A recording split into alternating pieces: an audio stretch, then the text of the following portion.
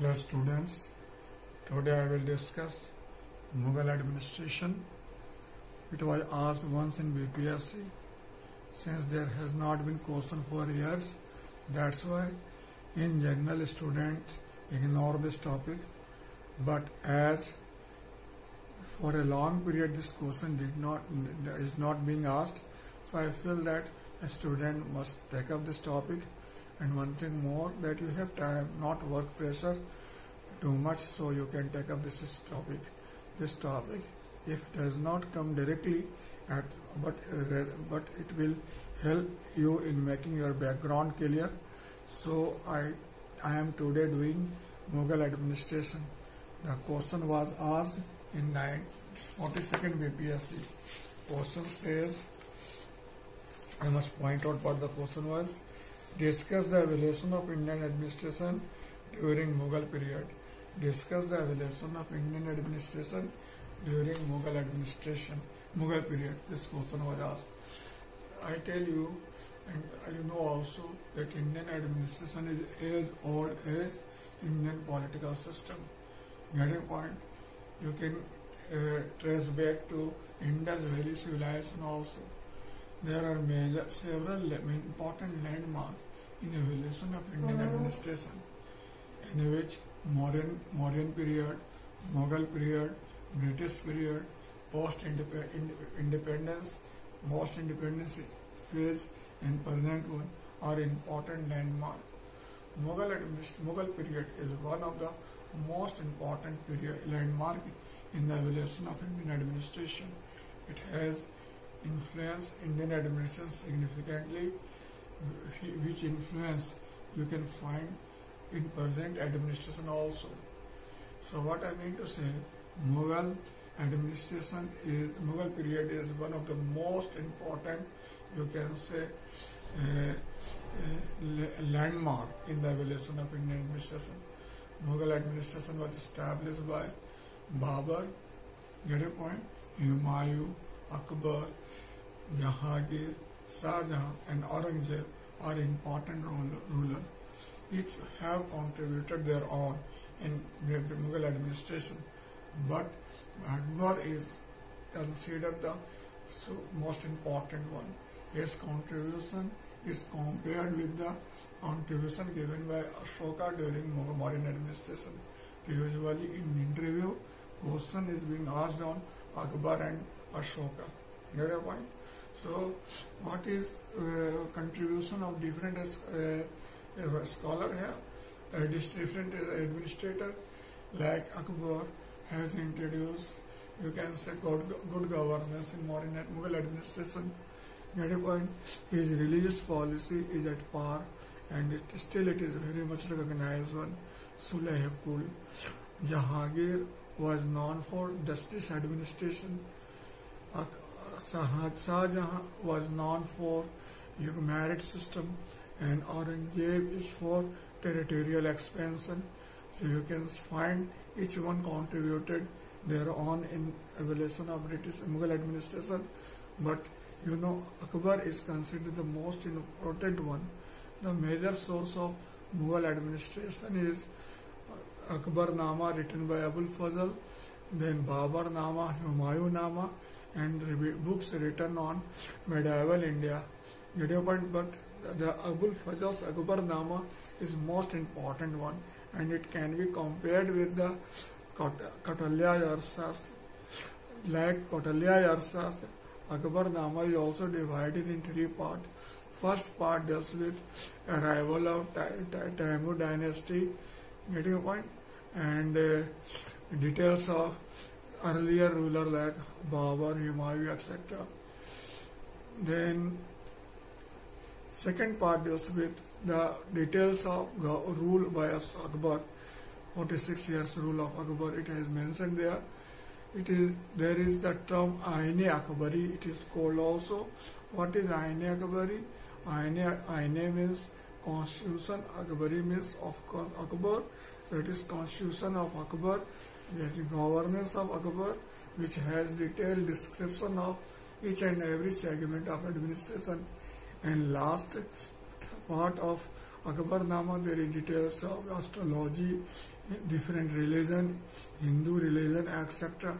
So this is basically all about Akbarnama. You know, during Mughal administration, you know, the administration was centralized. At a point, there was a monarchy type governance, and you find there is role of military and ulema in administration significantly. The religious administration was, you can say, governed on the basis of religion, and military was backbone of Mughal administration. So this was two important characteristics. Once there was question in UPSC that Mughal administration was centralized one and it was military in nature. Discuss. So how it is called military in nature? You know, during Mughal administration there was amalgamation of civil administration and military administration, and official is registered in two places, civil administration and military administration both. During normal period he has to work in civil capacity, and during war he has to contribute, work on or go on war and wage war for Mughal administration. So that was the thing. That's why it is called military in orientation. Then I tell you, during Mughal administration, the administration was extended to a large territorial area. There was uniform tax system. There was uniform coin system, monetary system. So you can say it is very important administrative system continued for a long period. During Mughal administration, the central administration is headed by Badshah. Do you know who took the title of Badshah? Badshah. Babur has taken. Badshah, the term is derived from the Badshah. Badshah means, Pad means Allah, and Shah means rule. That is rule of Allah. That is called Badshah. Getting point? So Badshah was head of authority. Entire legislative, executive and judiciary power is vested in him. To aid and advise him, there is council of ministers which are appointed by Badshah himself, and they continue their office on the pleasure of Badshah itself. So at that apex level, Wazir is very important post. It can be compared at Prime Minister of it can be compared with present Prime Minister. He was head of Revenue and Finance Department. He was next to Badshah in hierarchy. He was also responsible for military expedition during war. So he was very important personality, Wazir. Diwan was head of Revenue Department, and he was responsible for collection of revenue, maintenance of land record documents. Before any important expenditure, his approval was required. Get a point? Mir Bakshi was very important personality during Mughal administration. He was head of military department. He was head of army. He was responsible for recruitment, training, discipline of military forces. He was responsible for military expedition, safety of kingdom, etc. Then Mukh Sadr is also known as Sadr-e Sudur, or you can Sadr-e Jahan. Get a point? Sadr-e Jahan, Sadr-e Sudur, he was known for. Get a point? He was head of religious department, and he was responsible for explanation of Islam. He was responsible for preservation, obedience of religion, and he was also responsible for giving advice and instruction of its observation. Khan-e-Sama was very important post during Mughal administration. Khan-e-Sama. He was head of household department. He was responsible for affairs related to royal family, royal servants, food storage for royal family members, etc. This post is very important one and usually given to very faithful and close to royal family members. Get a point? Qazi ul Quzat. Qazi ul Quzat was head of Judiciary Department. He was Chief Justice during Mughal administration. He was responsible for giving advice, appointment of judges, and control of subordinate Qazi. So it was very important post. Qazi ul Quzat. Getting point? Muhtasib. He was responsible for conscience keeping of public. Getting point? He was basically like President Lokpal. He used to keep control over market. During Aurangzeb period, he has also responsibility to destruction of temple, etc. No, it is usually Alice, no record is there, but it can be said. He was like Lokpal and he was conscience keeper of public. He has control over market. Have you seen Jodha Akbar? The last time the movie came, in this movie it was shown that there was rumor that traders are charging heavy price. So Muhtasib along with Badshah in disguise visited site and inquired into the fact. So that was seen. I found that time I came to know what is Muhtasib. Very point. So this is the basic point. Royal Palace Department is the most important and biggest department during Mughal administration. It has separate secretariat and it was concerned with royal family affairs. So this is very important and all about at the central level. At Suba level, Suba was headed by Subedar. Getting point? He was also known as Sipa Salar or Nazim.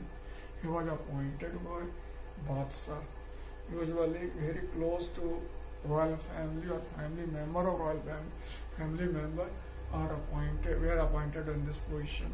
His duty was to get implemented order issued by Badshah.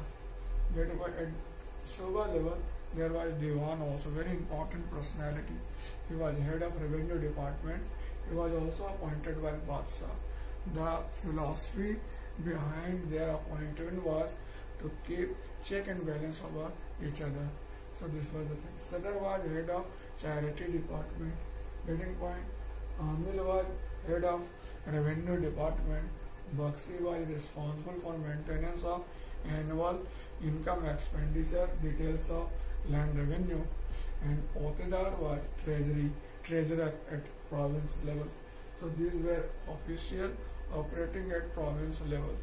Province or Suba. The number of Suba has been increasing from time to time. During Akbar, it is supposed to be 15 or something like, while during Aurangzeb it rose to 24. So during his period, the number of Suba increased in highest order. Get a point? So Suba is further divided into Sarkar. But Sarkar can be compared with present district. Here there were two officials, Fauzdar and Amal Guzar. Fauzdar was responsible for law and order and Amal Guzar was responsible for revenue collection. During Akbar period, Karori Fauzdar an important position. This can be compared with present district collector. Karori means collecting revenue and Fauzdar means maintaining law and order, which is Sarkar is further divided Sikdar, Pargana.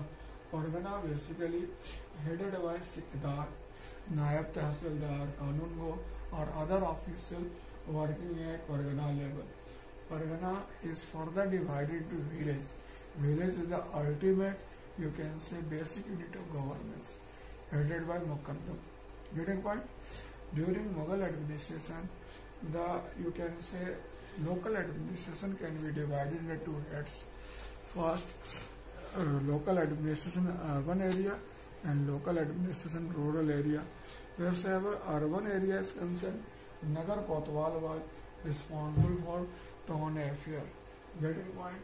And entire town was divided into various mohalla, and Mir Mohalla was head of the mohalla. responsible for local affairs. Governors at town level was important post responsible for dispensing information to individuals from royal orders. So he was basically like Public Information Bureau or something like PIB. That is Public Information Board. He was involved in this one. Get a point? So at rural level, Muqaddam was, you can say, head of local self-government. Muqaddam can be compared with present Mukhya. Muqaddam was assisted by Patwari, Chaukidar and Chaudhary. Patwari was responsible for revenue collection, Chaudhary for dispensing justice and Chaukidar for maintaining law and order. Get a point? So this is all about local administration during Mughal administration. Wheresoever personal administration is concerned, during Mughal administration, they have introduced a very innovative, you can say, new idea, that is the Mansabdari Vyavastha. In Mansabdari Vyavastha, civil administration and military administration were merged. Getting point? Here, the Mansab was given on the basis of military capacity. Getting point? Jat and Sawar were two criteria for giving Mansabdari system, Mansabdari rights. That the Badshah was the topmost Mansabdar. Getting point? Each Mansabdar was supposed to maintain an army which is supposed to help Badshah during war. In lieu of it, they were given a land to collect revenue. Getting point? So this was the situation. During Mughal administration, Mansabdari was non-hereditary. Means what? After death of Mansabdar, it was automatically dissolved, and from new perspective, Mansabdari was to be allotted. At a point, however, this experiment was not very successful, but it was a new idea. There is no doubt at all. During Mughal administration, the personnel were given salary in kind and cash both. At a point, it was also well defined hierarchy and very committed, you can say, personnel there during Mughal administration. As I told, it was military orientation, means during peaceful period they were civil servant, and during war they were military official. Get a point? During Mughal administration, revenue administration and finance administration was also at par level. Very, very good. You can say which continued even during British rule and still we find in existence. During Mughal administration, land revenue was the major source of revenue. The land revenue was divided on the basis of productivity of soil. It was decided on 1/3 to 1/6 of agriculture produce. Getting point? So, Diwan was at apex level of revenue administration, then Amil Guzar, then Bakshi, the Potdar, getting point? Muqaddam, Patwari, Kanungo, Sikdar were important officials responsible for revenue collection. Get a point? During Abul Fadl, during Akbar period by Raja Todarmal, there was land survey work also. Get a point? So this is very noticeable feature of British Mughal administration wheresoever revenue and financial administration is concerned. Wheresoever justice administration, judicial administration concerned, it was equally well defined, well developed. You can say the offense were divided in two parts: civil matters and criminal matters, Diwani Mamle and Fauzdari Mamle. And the interpretation of justice on the basis of religion, there was provision of strong punishment, even including capital punishment. Getting point? At every level of administration, there was justice administration. At top level, Badshah himself was top of judicial administration. During Jahangir period, they have invented Nyay ki Janjeer. There was Nyay ki Janjeer at Royal Palace, and it was supposed that everyone can approach there and seek justice there. So that was very important during Jahangir period. Get a point? And Bahawarik was basically head of what a Qazi Luqzat was head of justice administration. Get a point? And at local level, Qazi and Mirbal were responsible for justice administration. Qazi was to investigate into matters and Mirbal to dispense justice on the basis of investigation. Get a point? So this was all about Mughal administration. I tell you, Mughal administration was one of the most balanced, very developed one. It has given significant contribution in the evolution of Indian administration. The record system, the cabinet system, the marriage system are some important attribute of Mughal administration, which Indian administration inherited from it. And presently in revenue administration, in judicial administration, several terminology developed during Mughal administration are still in provenance. So we are very much indebted to Mughal administration in this regard, and it has significant influence on, you can say, present administrative system. So I will request to approach one question which was asked in 42nd BPSC. You take one book, consult it, go through it, take terminology from board or from book also, and try to write and post to me. If you have any sort of difficulty, you can contact me. Okay, thanks, enjoy.